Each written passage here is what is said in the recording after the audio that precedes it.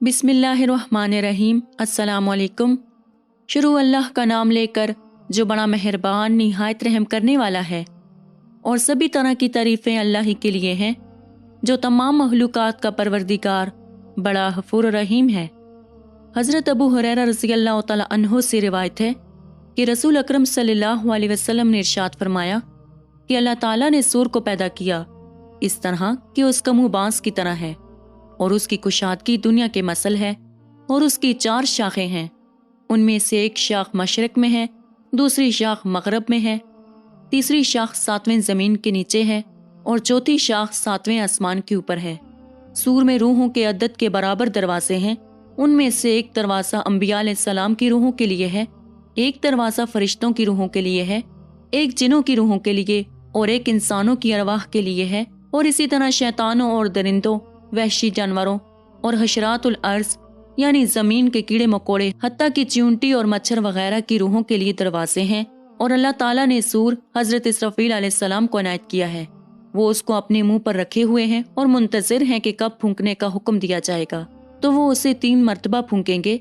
पहली मरतबा डर और घबराहट का नफ़ा फूंकना होगा तो उन लोगों के अलावा जिनको अल्लाह ताला चाहेगा तमाम मखलूक जो आसमानों और ज़मीनों में है सब के सब डर जाएंगे और अल्लाह ताला हज़रत इसराफील अलैहिस्सलाम को हुक्म देगा और वो उसको फूंकेंगे तो पहाड़ चमकदार रेत की तरह हो जाएंगे, आसमान मौज मारेगा और सख्त गर्दिश में आएगा और ज़मीन जंबश में आएगी जिस तरह की ज़मीन में कश्ती तूफान के दौरान हचकोले खाती है।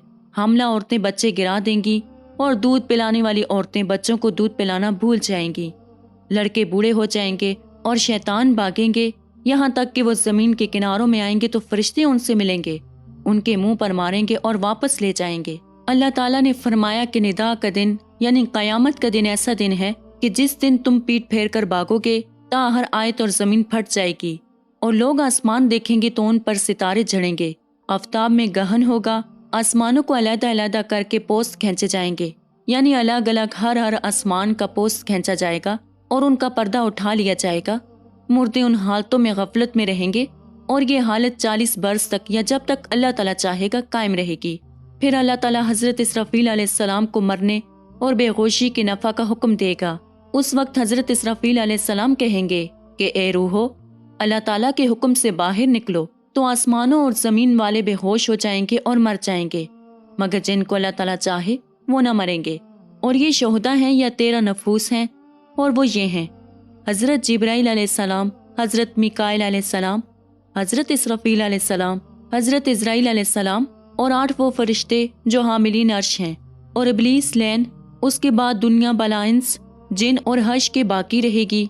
जज़ाकल्लाह। उम्मीद करती हूँ कि आपको आज की वीडियो पसंद आई होगी।